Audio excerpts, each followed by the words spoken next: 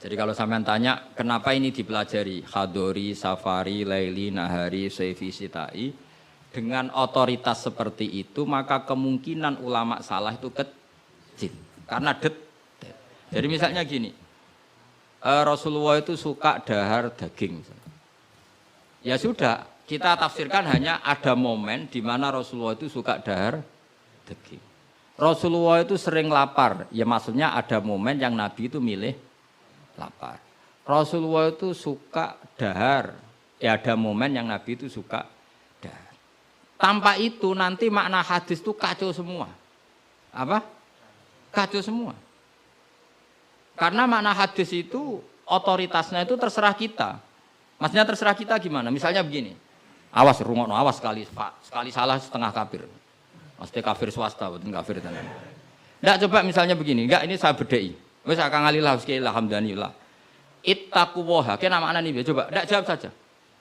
Ittaqu wedya sira kabeh. Takutlah sama Allah. Dengan cara apa coba? Wah, aku mbek Allah wedi terus kabeh melayu menghindari Allah. Tapi lafadz yang sama dipakai ittaqun nisa, takutlah sama perempuan, sama istri. Serius, wis takut ora usah dikongkon wis takut. Ada lagi misalnya nyuwun sewu ittaqul hayyah, kamu takutlah ular. Ittaqul faqra, takutlah sama kefikiran. Sama-sama kalimatnya takut, tapi tetap proporsional sesuai makna yang terkait. Ittaqullaha bitaat, takwalah Allah dengan melakukan taat. Justru takwa kepada Allah itu kita harus menuju Allah. Ya saya ulang lagi ya. Takwa kepada Allah itu justru harus menuju Allah. Sehingga monggo mriki, tafadhol mriki. Mboten niki sami. Saudara antum ini. Ya saya ulang lagi ya. Lafadz itu akan proporsional sesuai konteksnya. Dan ini para pendengar harus tahu. Misalnya saya ulang lagi ya. Ittaqullaha, takutlah kepada Allah. Apa artinya kita menghindari Allah? Kalau kamu takut ular, takut perempuan cantik, kena fitnahnya harus menghindar. Kalau takut Allah, kalau menghindar kan malah salah. Makanya di Quran ada ayat gimana? Wa dzannu alla malja'a minallahi illa ilaih. Ada 3 sahabat yang melakukan kesalahan, yaitu takhalluf anil jihad. Beliau terlambat mengikuti perang Tabuk. Singkat cerita dineng Kanjeng Nabi sampai 50 hari. Semua sahabat diperintahkan Nabi jangan omongi dia. Hujron dineng. Sehingga ketika dineng itu mereka sudah selesai hidupnya. Ini disebut wa alas salasatil ladzina khulifu hatta idza daqat alaihimul ardu bima rahubat wa dhannu sak terusnya itu sampai wa dhannu allamal ja'a minallah illa illah. Ketika dineng Nabi, dineng sahabat, wah entek uripku.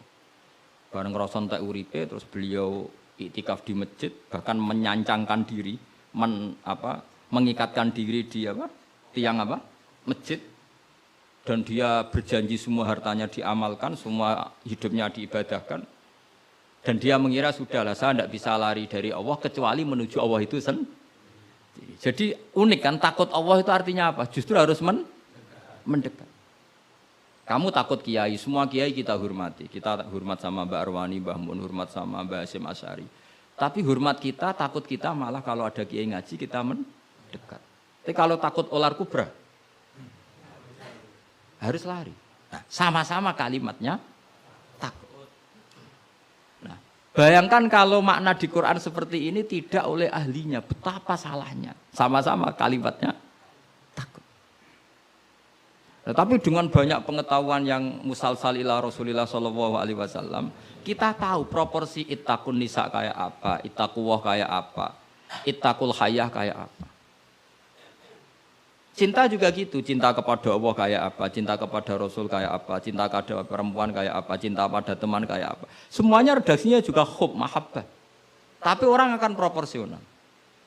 Makanya ulama itu kalau ngendikan lafadz yang sama itu ditafsiri beda-beda. Misalnya gini, yang paling terkenal. Nak kira tau krungu ya kebangetan. Innallaha wa malaikatahu yusholluna 'alan nabi. Wassalat minallah ar-rahmah wa minal malaikah istighfar wa minal adami tadarruun wa du'aun. Coba, Allah itu kan di atas Rasulullah Muhammad. Apapun hebatnya Kanjeng Nabi kan di bawah Allah. Berarti Allah di atas Kanjeng Nabi. Maka ketika ada ayat gini, innallaha saat temen Allah Ta'ala yusolli misalnya. maca selawat sapa Allah. Mosok macane selawat Allah muni ngene. Allahumma sholli ala Muhammad. Lho Allah dhewe kok muni Allahumma terus piye kan gitu. Paham nggih? Tentu redaksine Allah ya usolli ala Muhammad. Saya menambahkan rahmat kepada ya langsung jadi usolli ala Muhammad azidu alaihi rahmatan. Saya menambahkan dia tak kasih rahmat. Wa minal malaikati istighfarun, ketika seorang malaikat disebut maca sholawat kepada Nabi, artinya malaikat memohon kepada Allah supaya menambahkan sholawat atau istighfar. Nah kita ini kan wong sombong. Kita semua ini nak wong sombong, nak dongakno Kanjeng Nabi, wong kowe dhewe nasib ora jelas kok dongakno wong sing jelas. Ya demen diguyu malaikat.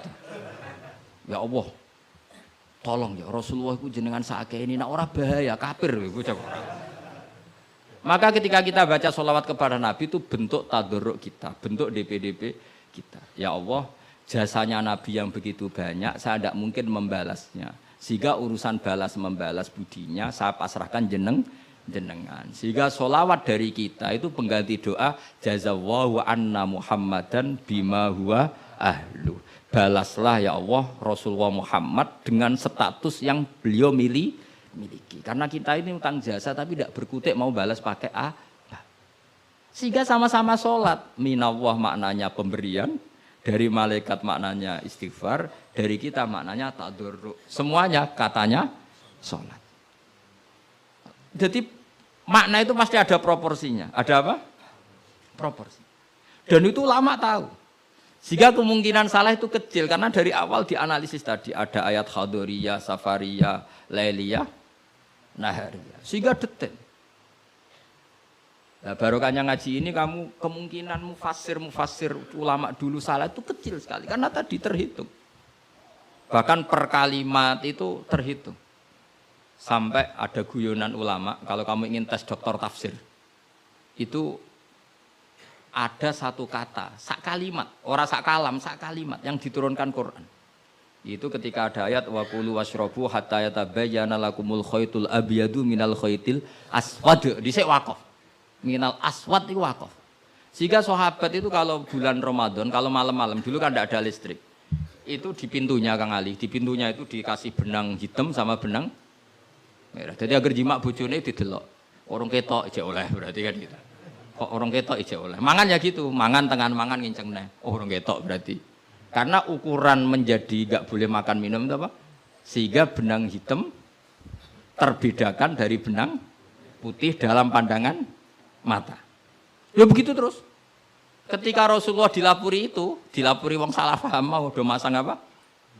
Benang. Menawa santri sing nakal benange cilik benang ketok-ketok. Nak benange gede kan gampang ketok.